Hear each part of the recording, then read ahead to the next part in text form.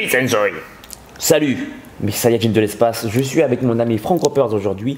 On va te parler de la notion de la souffrance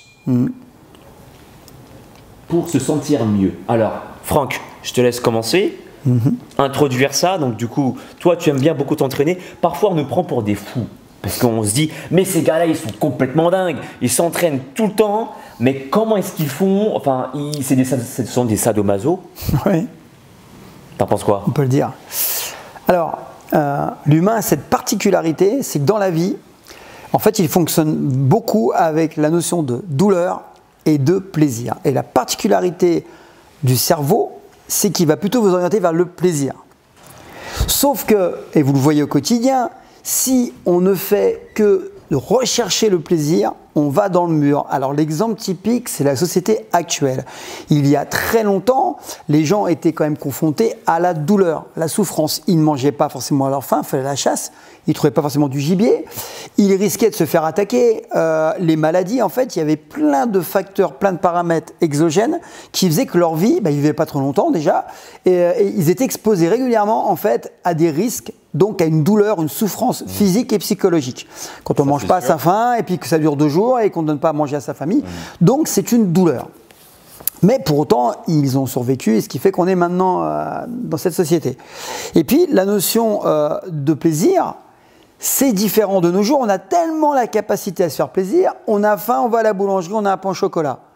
Il y a très longtemps, il fallait chercher du gibier, il n'y avait pas de pain au chocolat.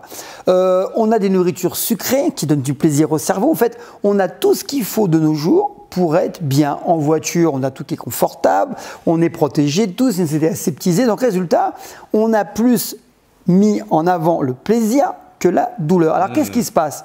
Ce plaisir, il tue l'homme. Parce qu'on a de plus en plus de gens diabétiques, qui ont de l'hypertension, qui ont du cholestérol. Parce que, mine de rien, le corps a besoin d'être stimulé. Et pour le stimuler, faut passer parfois par la case douleur. Alors, ça ne veut pas dire être sadomaso, ça ne veut pas dire se faire du mal, pas du tout. Ça veut dire qu'il y a des moments dans la vie… Ta chaîne, là, du coup, on devait faire l'amour avec une chaîne après. Là. J'ai une chaîne, effectivement. Il est fou. Alors, donc la douleur, c'est quoi? Alors nous, on ne le voit pas comme de la douleur. Pas du tout. On le voit comme quelque chose qui est désagréable, on va dire, désagréable sur le moment, mais qui va procurer tellement plaisir que notre cerveau, il a enregistré que la douleur de 20-30 minutes d'entraînement quotidienne va nous générer du plaisir. Donc le cerveau, comme il a enregistré la variante plaisir, forcément qu'il l'accepte. Et le problème de certaines personnes, c'est que pour eux, la musculation, ce n'est que de la douleur et leur vie et de la douleur. Ils ne sont pas heureux, comme tu l'as dit il n'y a pas longtemps dans une vidéo. Donc inévitablement, ils sont dans la douleur permanente. Ils s'embêtent au boulot, ils s'embêtent avec leur femme ou leur mari, ils s'embêtent avec leurs enfants, ils s'embêtent dans le métro, ils s'embêtent à la salle, ils s'embêtent tout le temps. Donc ils vont arrêter la musculation. Ils ne feront pas de musculation. Qu'est-ce qu'ils font le soir quand ils rentrent? Ils cherchent le plaisir. Ils mangent une tablette de chocolat, ils mangent des frites, des pâtes, ils deviennent de plus en plus gros, ils deviennent malades et c'est encore une souffrance supplémentaire. Mais ça, ce n'est pas la bonne souffrance. Et je dis toujours que rechercher un minimum, on va dire la difficulté, qui peut être vue comme une souffrance, c'est avoir une vie facile. Celui qui cherche une vie facile doit rechercher un peu la difficulté pour stimuler. Celui qui fuit la difficulté va vivre un enfer, une prison dorée. Et on le voit dans la vie au quotidien. Qu'est-ce que tu en penses de ça? Moi, je suis complètement d'accord. Ils sont habitués avec cette phrase. Il faut savoir surfer sur la difficulté. Inévitable. Tu vois, je mets les pieds, je fais semblant, j'ai une planche de surf et je fais… Je surfe sur la difficulté comme ça. Parce que c'est justement en sachant passer, en passant outre la difficulté, on apprend à se connaître. On apprend à connaître quelles sont nos limites, qui sont d'ailleurs presque illimitées. On peut toujours progresser. Et ça rend aussi, ça nous rend heureux.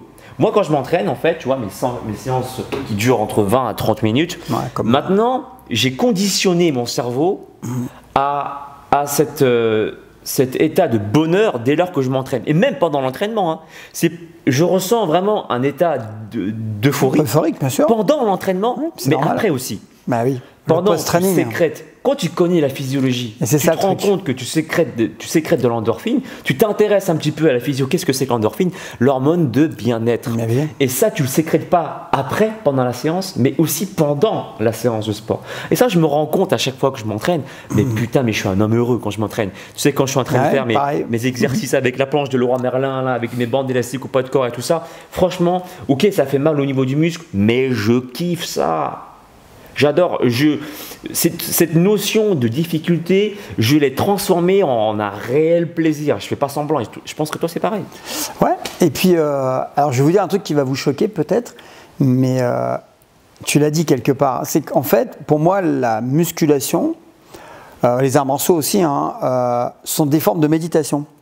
Parce que tu travailles sur toi, donc c'est un moment pour toi, c'est un moment où tu es focus sur ton corps, Exact. un moment où tu as la capacité à identifier un muscle, donc imaginez la connexion muscle-cerveau, c'est fantastique, et une faculté à se concentrer. Alors si je vous dis ça, c'est que de nos jours, nos gamins, nos jeunes, moi j'ai 3 enfants, hein, ils ont quand même du mal à être connectés, à se concentrer pendant un certain temps. Elles sont attrapées par le téléphone, elles ont envie d'aller sur Instagram, je ne sais quoi. Et en fait, je lui dis, mais tu n'arrives pas à te connecter pendant 20 minutes, à être focus, ton truc, c'est compliqué. Elles ont plein de choses qui les attirent. Et nous, quand on s'entraîne, il peut tomber n'importe quoi. On s'entraîne, c'est la guerre, on est dans l'arène pendant 30 minutes, on est connecté avec notre corps. C'est une forme de méditation. Bien sûr. Active. Et c'est très très bénéfique. Mais Et donc j'ai remarqué que quand je fais ma musculation très tôt le matin, après je suis bien pour la C'est journée. bien pour la journée. Et j'ai Traiter constaté les que les gens, mine de rien, qui font des activités physiques qui ne sont pas extrêmes, dont 2 heures d'entraînement, des gens qui font de l'intensif, mine de rien, ils sont plus performants dans la vie.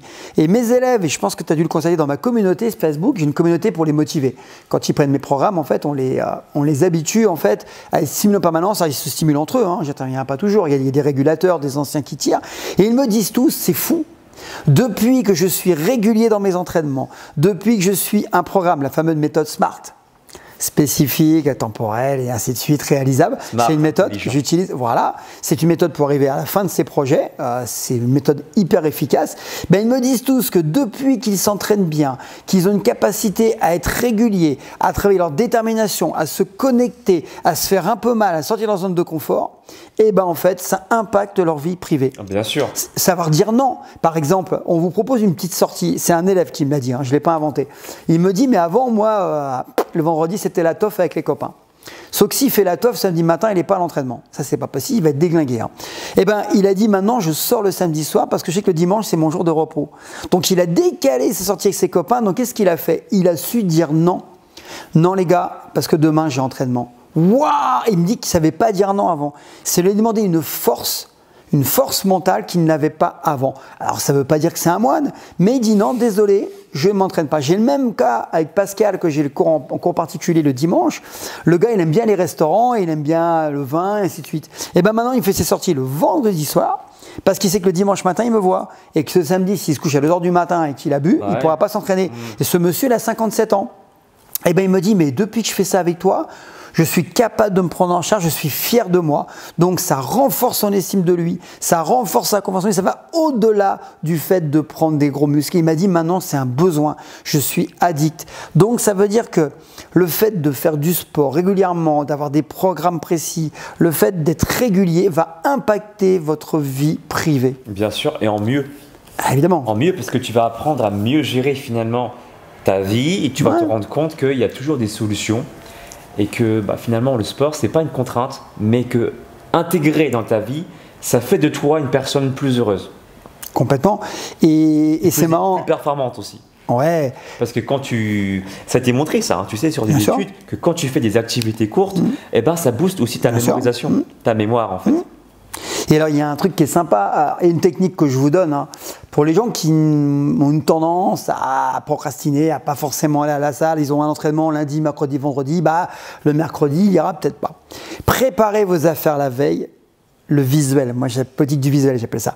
Préparez vos affaires la veille, vous les prenez avec vous ou vous les mettez devant la porte, parce que quand vous allez rentrer chez vous, vous allez vous affaire dans le canapé. Tu vas les voir. Voilà, là vous allez les voir, vous êtes obligé d'y aller. Et alors il y a un truc qui marche bien, c'est que des fois, ils ont la flemme d'aller à la salle. Et une fois qu'ils ont fait l'entraînement, ils disent « Ah, j'avais du mal à me mettre dedans. » mais qu'est-ce qu'on est bien après. Le cerveau, il l'enregistre. Et encore une fois, on le sait en hypnose, hein, avec le réservoir de ressources. En fait, ce qui se passe, c'est qu'en fait, vous avez entraîné votre subconscient et votre subconscient a enregistré que c'est une activité bénéfique. Et comme il y voit du plaisir, et je vous l'ai dit au début de la vidéo, comme votre cerveau vous en mettra toujours, il orientera toujours vers le plaisir, et ben du coup il a associé musculation plaisir, et c'est comme ça qu'on devient addict et qu'on kiffe. Et je le vois au quotidien ça. Par contre, si vous procrastinez en permanence, vous allez procrastiner pour la muscu, mais pour autre chose. Que si vous combattez ce fait de repousser et qui vous pénalisera dans la vie au quotidien, hein, parce que c'est pour tout encore une fois, et ben en fait, là vous allez habituer à vous entraîner, à faire les choses, et ça va devenir de plus en plus facile. Moi, louper une séance d'entraînement, c'est un truc de dingue, c'est impossible. C'est impossible. Je vais me lever plus tôt s'il faut, j'ai un truc à faire. Quand je prends l'avion pour aller en stage, 4h du matin, je me lève, mais je fais mon entraînement, c'est obligatoire. C'est comme se laver les dents. T'es d'accord? Ça devient une hygiène de vie. Et ben voilà, le sport, encore une fois, ça fait de toi un véritable super guerrier de l'espace. Salut à tous, il est fou. Mais il est heureux, hein, ça se voit. C'est important. Je pense qu'on a fait le tour du sujet. Bon, donc en gros, transformer la difficulté en une chance. Une opportunité. Un outil. Une opportunité de changer. De devenir encore meilleur et donc d'être encore plus épanoui, simplement. Si tu veux des techniques efficaces pour t'aider à te transformer, Frank Ropers, c'est l'homme de la situation. Il propose aussi des entraînements très fonctionnels, un mode de vie, une façon de penser aussi qui te permettra de te changer. Voilà. Tous les deux, on a une vision holistique de la forme qui est assez proche. Quasi similaire, on peut quasi dire. Proche, voilà. Et donc du coup, c'est pour ça que nous, on aime bien faire des featuring ensemble. On aime bien partager aussi notre point de vue avec toi. Donc n'hésite pas à nous dire dans la barre des commentaires ce que tu en penses. Voilà. Est-ce que pour toi, le sport, c'est devenu quelque chose de normal? Est-ce que pour toi, c'est encore une contrainte pour toi? Dis-nous tout dans la barre des commentaires et on prendra le temps nécessaire pour te répondre avec plaisir. Peace and joy et on te dit à très bientôt. Ciao. Ciao. Mon ami, si tu veux acquérir les pouvoirs d'un vrai Super Saiyan, alors abonne-toi à la chaîne d'Alex Levent. Ces entraînements feront de toi un super guerrier de l'espace. Le véritable Super Saiyan, c'est pas moi, c'est lui. Et rendez-vous sur sa chaîne, les amis. Et cool, soyez cool. Copain, tu veux te transformer en super guerrier? Eh ben, abonne-toi à la chaîne de Alex Levent. C'est normal, quoi. Et alors là, tu seras un Super Saiyan.